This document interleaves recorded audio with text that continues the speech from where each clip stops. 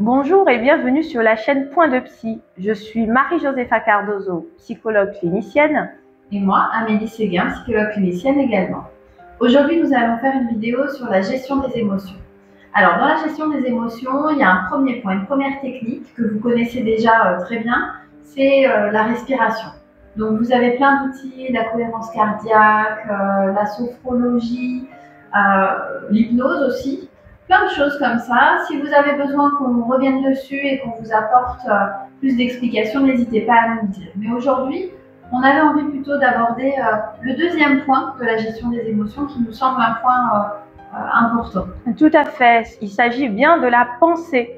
Parce qu'il faut se le dire, la pensée joue un rôle important dans les émotions qu'on éprouve et qui nous habitent.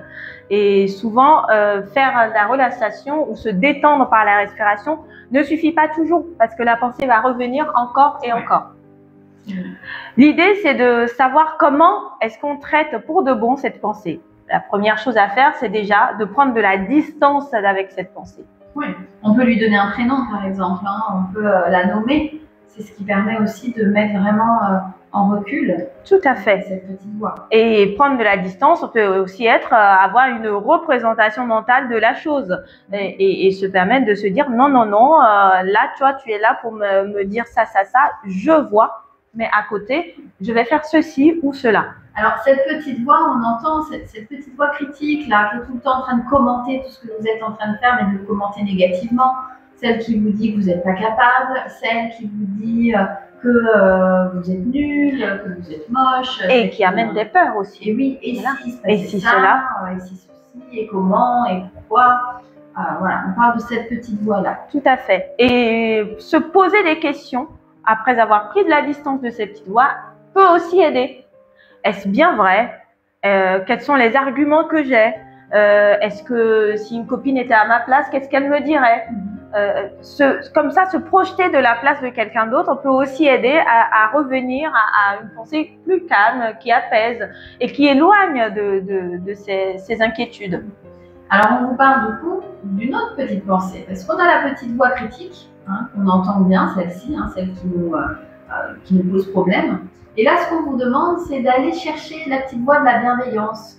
La deuxième petite voix qu'on n'entend pas beaucoup, qu'on n'arrive pas bien à identifier, celle qui nous dit qu'on peut le faire, celle qui nous dit que c'est pas grave, celle qui nous dit que on va y arriver, que ça va bien se passer.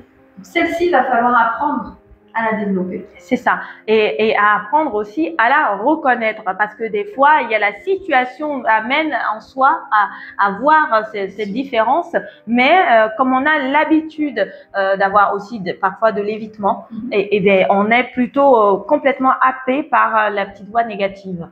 Donc, il est très important de se dire, tiens, je respire, je traite par la respiration, je me détends, mais surtout, je m'occupe également de mes pensées et j'y accorde une importance tout aussi capitale en fait. Ouais.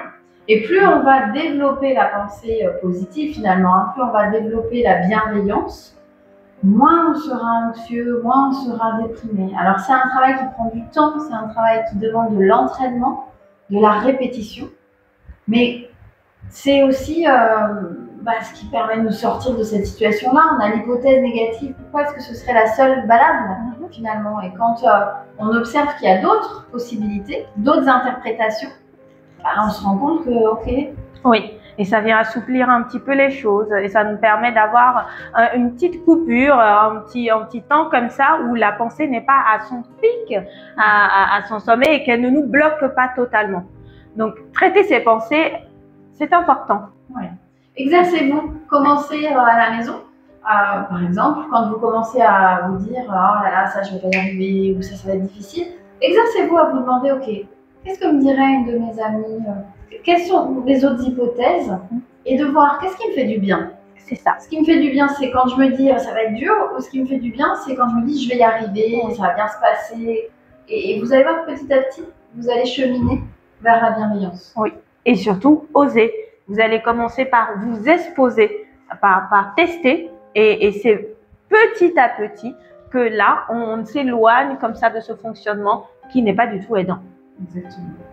Si vous avez d'autres questions, si vous avez besoin qu'on précise d'autres choses, n'hésitez pas en commentaire à nous les poser, à nous les soumettre. et on essaiera d'y répondre du mieux qu'on peut. Accrochez-vous, les pensées gênantes, les inquiétudes, ça se travaille par la respiration, mais également par la pensée. Merci de votre attention et à bientôt. À bientôt.